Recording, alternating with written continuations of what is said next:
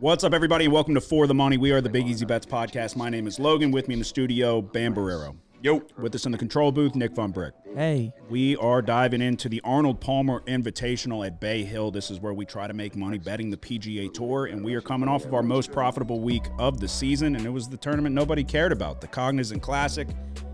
We got home with, we'll save the best for last, but I had Nikolai Højgaard, top 20, or top 10, sorry. Let's see, let me get to it somewhere. Where the hell is it, man? There we go. We had Brooks Koepka, top 20, plus 200.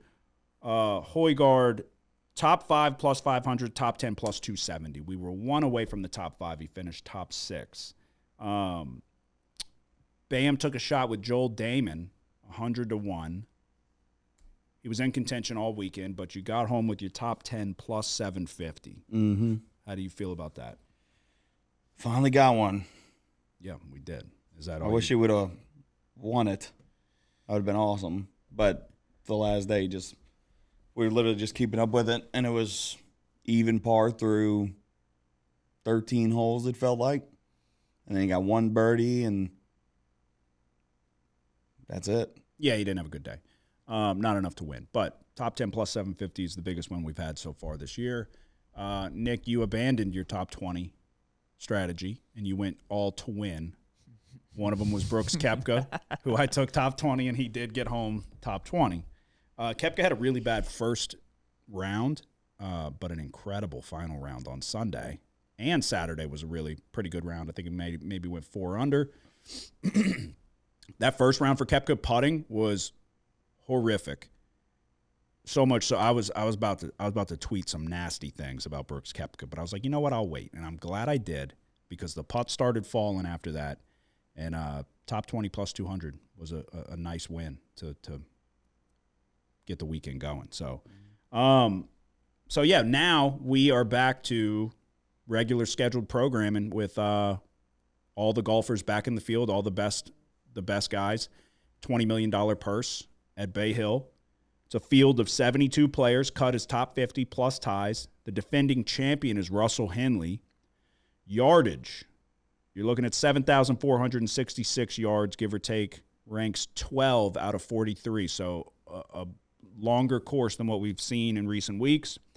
Par 72. For what it's worth, Scottie Scheffler has won in 2024 and 2022. Could be just what the doctor ordered for Scottie, who's been struggling to – I say struggling. That's the thing about – he just hasn't won, other than he won the Amex, which we were on the right side of. It feels like he's struggling because he gets off to such a bad start every tournament with the first round, and then he battles back in and somehow finishes top 10 every damn tournament. So he's really not struggling. I think he's got to win a top 5, a top 10. So I think in the FedEx standings, he's like 3rd or 4th. So he's having a very good year. He's just not having a Scottie Scheffler-esque start to his golf tournaments. So I will have you know, it terrifies me that Scottie Scheffler has won in 2024 and 22. And I've been waiting in the wings to pounce on Scottie, but at less than 3-1 odds, I just cannot do it. So what I'm going to do is my winners will be without Scottie Scheffler. I'm not going to get victimized by Scottie running the gauntlet at Bay Hill and costing me money. So every to-win bet I have is without Scottie in the equation. How many total plays do you have? 4. You didn't really take a victory lap there. You just hit a plus 750 with Joel Damon. People haven't cared about Joel Damon since Netflix and fucking 2022.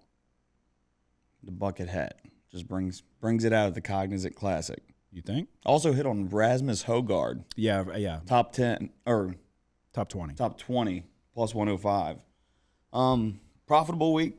Up on units for the year just off that one bet. Mm-hmm. So hopefully we can keep it going. Hopefully we can.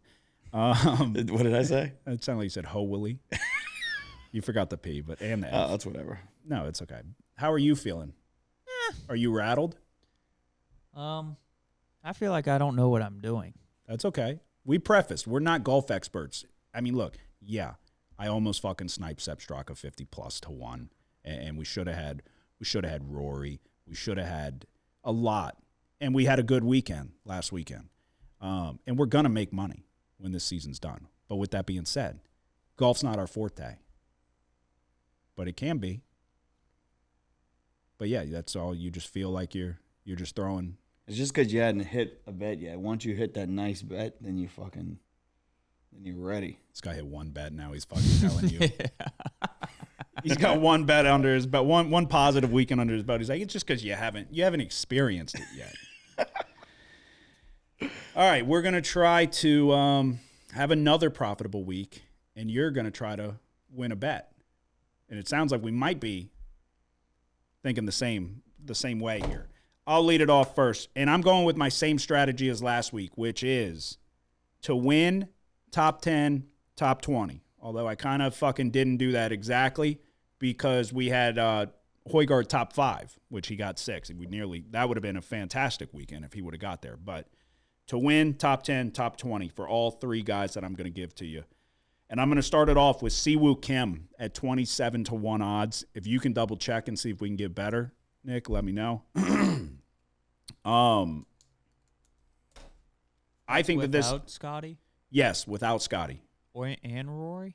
No, Rory's in the equation. Okay. All of my to win bets are without Scotty.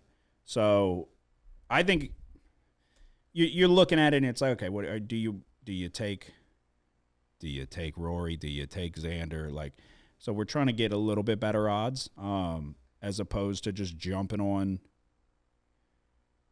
the typical favorites, I guess. But I think it's a good opportunity for Siwoo Kim. I think he's had that time off in between where we were kind of talking about you get burnt out when you play multiple tournaments in a row, and a lot of people are worried to back golfers that have played 3 consecutive tournaments without a break and things like that. The key stats in this one to keep an eye on, in my opinion, are, as always, strokes gained, approach. But strokes gained off the tee is going to play a role because this is a longer course. This is, like I said, number 12 out of the 43 courses they'll play this year. So in the top tier in terms of length. And that 200 to 250 yard range is going to be key, approaching the green. So when you look at Siwoo, total strokes gained, he's sitting at 13, but strokes gained off the tee, 15th. Strokes gained in approaching the green, he's 2nd. Terrible at putting, for what it's worth. So that's cause for concern, obviously. But his approach in greater than 200 yards, he's 4th.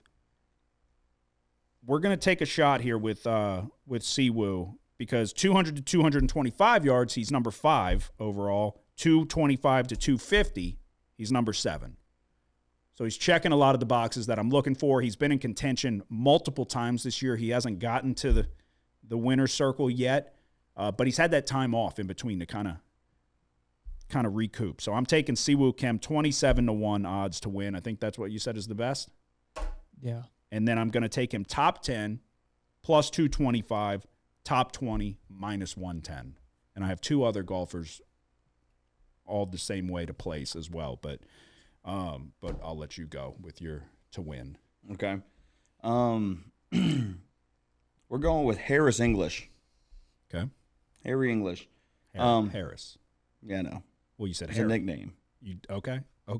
It's not even close to a nickname for Harris. Harry? You think? Yeah. You think they would call him Harry? Yeah. Do you? I don't know. Look it up. Look what up. Just start typing over there, would you? All right, Harris English. Harry English. Harry English. Total strokes gained, he's 28th in the world off the tees, 8th in the world, 35th in the world in putting. Total driving, he's 39th ranked. Scrambling percentage, he's top 20. Okay. Pretty much in the green in every category. He's just playing well all around this year.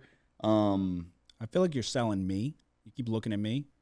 I'm just talking. Sell that, but you're looking at me. I'm not betting Harris or Harry. You don't even. You're talking to me like it's 2 different people.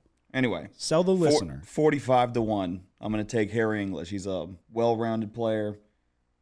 He does hit it very straight off the tee. Yep. So 45 to 1. I'll take him there. I'm also going to take him top 10, plus 330. Okay. Nick, where are you going with your first play? Yeah, I'm going to see Woo Kim as well. You touched on a lot of it. The way he's approaching the green, especially from, longer distances, like you said, 150 to 250 yards. He's top 10 in those categories approaching the green. He's also 5th in driving accuracy, 11th in greens and regulation percentage. And then last year he finished this tournament tied 19th at 1 under. That is the one thing interesting about this tournament, is that the scores are, I think 10 under won it last year. Mm-hmm. So it's not you're not going to see tournament where 20 plus under and people. It seems like somebody out there will throw an 8 under and then struggle a couple rounds. But there seems, it should be, birdies should be tougher to come by. Well, we're going to go with Siwoo Kim to win plus 2,700. And then top 20, I found as good as plus 105. Okay. Then I will look for that as well. Okay, top 20 plus 105. Okay. Are you doing anybody else other than Siwoo Kim? We'll come back to you. If so, you're just going the one and done. Okay. All on Siwoo Kim. You've had a top 20 on Siwoo Kim to start this year. Yeah. And it did not go well. Started well, ended poorly. All right, my next one, we're going to look at Jake Knapp. 32 to 1 to win. Strokes gained off the tee, he's 26th. Strokes gained approaching the green, he's 37th. Strokes gained around the green, 56th, but he's 4th in strokes gained putting. Jake Knapp, very good off the tee, good distance, 8th overall in driving distance. So that plays a role. He kind of struggles in that range I was referencing, 220 or 200 to 225. He's 45th, not bad. But then 225 to 250, he's 95th. I still think the way he's putting the ball, the way he's been playing all year, he's off to a very good start this year.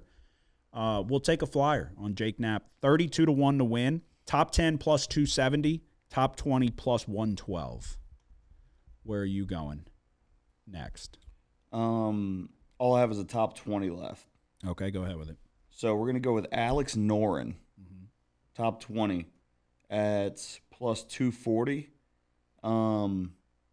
36 in the world in strokes gained total. His approach to the green, he's in the green. Putting, he's in the green. The only thing he really struggles with is his driving distance, and he's middle of the pack. He's pretty accurate with the ball, but his putting is where he makes up his strokes. Mm-hmm. So keep him in the mix. He's 7th in the world on par 4s, 23rd in the world in birdie average. So I think he can stay in the mix here and at least make top 20. And at plus 240, I'll take it. All righty. I've got one more, and we're going to go back to the well here. Nikolai Højgaard. I appreciate what he did for us on that Sunday round. He played incredible. I think he had back-to-back bogeys on the back nine, which cost him the top 5 finish, which would have been nice. But he got off to a rough start. The first round was not great, but after that, those final 2 rounds on the weekend were quality rounds. And then Sunday, like I said, he looked really sharp. So he's 6th overall in total strokes gained. Off the tee, he's 10th. Approaching the green, he's 11th. Around the green, 72nd. I don't think that's going to play as critical as a role in this one. Could be wrong. But then putting, he's 37th in strokes gained. But I think he's really good at putting. So I think at 63 to 1 odds, I'll take another flyer here on Nikolai Højgaard, and kind of a tip of the cap for what he did for us last weekend. We're going to go top 10 plus 415, top 20 plus 168. And I'm also going to add in Scotty Scheffler to be the first-round leader, plus 1125. And that one's just for the love of the game, I guess. But, yeah, I'm worried that I wanted to take Scotty this week, but I can't do it at less than 3 to 1. I want 5 to 1 or 6 to 1 would be incredible. And even then, like, he's just not playing that well this year in terms of the dominance that being 3 to 1 odds or better every single week in and week out. When you got Rory and you got Fleetwood and you got Xander, you got all these other guys as well. I just can't justify taking Scottie Scheffler 3 to 1 or less. I was about to take him to be the top North American. Plus 250. Okay. I don't think that's a bad value. You're getting Rory, Shane, Fleetwood all out the way. Shane's rattled. He'll be rattled for the next couple months after the back-to-back double bogeys. Yeah. But you are getting all those guys out the way and getting somewhat of the same odds as him winning the tournament. He's just got to beat all the Americans. Yeah, but I mean, who you got? Xander. You got a lot of good American golfers as well. But yeah, I guess. But that's what I'm looking at this week. I'm going to be honest with you, folks. It's March. It's March Madness. March Madness has the bulk of my focus, but don't think that we're fucking taking this lightly, okay? Don't make that mistake. I'm taking Siwoo Kim 27 to 1 to win, top 10 plus 225, top 20 plus 105. Jake Knapp to win 32 to 1, top 10 plus 270, top 20 plus 112. Nikolai Højgaard 63 to 1 to win, top 10 plus 415, top 20 plus 168. All the to win bets are without Scottie Scheffler. You're not getting me. And then Scottie Scheffler round 1 leader plus 1125. All right, I'm going Harris English plus 45 to 1. Whoops. Don't look at me. Harris English top 10 plus 330, and then moving over to Alex Norn top 20 at plus 240. Okay. We're going to go Siwoo Kim top 20 plus 105 and Siwoo Kim 27 to 1 to win without Scottie. This might just be Siwoo Kim's week. Might just be. He's got the time to recoup. He was just tired. He was playing a lot of golf. He was worn out. We played golf yesterday. Go ahead and tell him.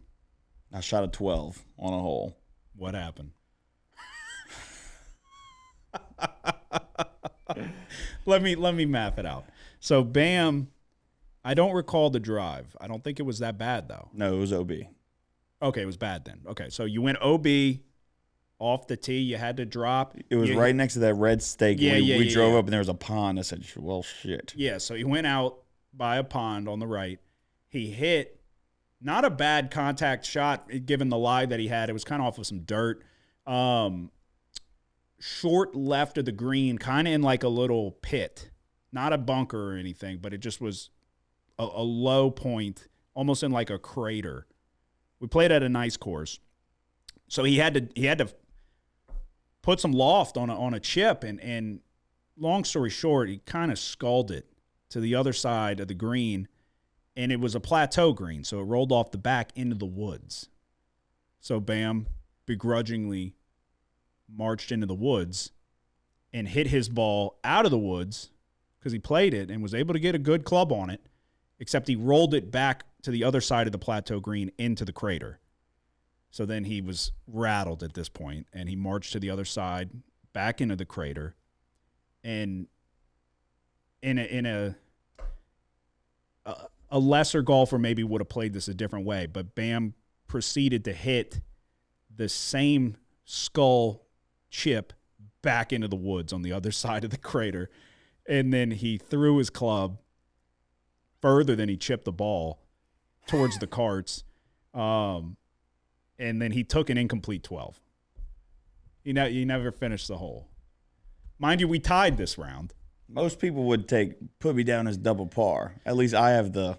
But you didn't finish the hole. You gave yourself a 12. You could have got a 20 fucking 2. I wouldn't have got a 22. I don't know if you would have been able to get it on the green, judging by how rattled you were at that point.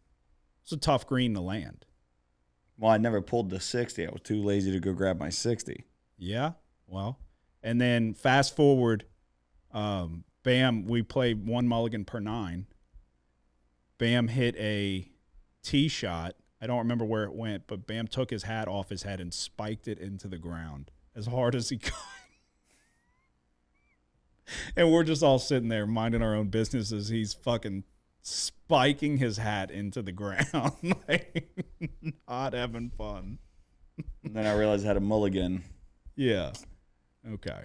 It was interesting. It was a tough course, hard course to play, but just a little story time. We played 2 rounds so far this year. At least I have. You play every damn day. The 2 rounds I played with you, you fucking hit 8 balls in the water on 17 when we had money on the line, and then you shot a 12 on fucking hole 11. Shit happens. You got to figure out the back 9. Anyway, that is our best bets. And like I said, we tied. I didn't play well. He shot a fucking 50 on 1 hole, and we tied.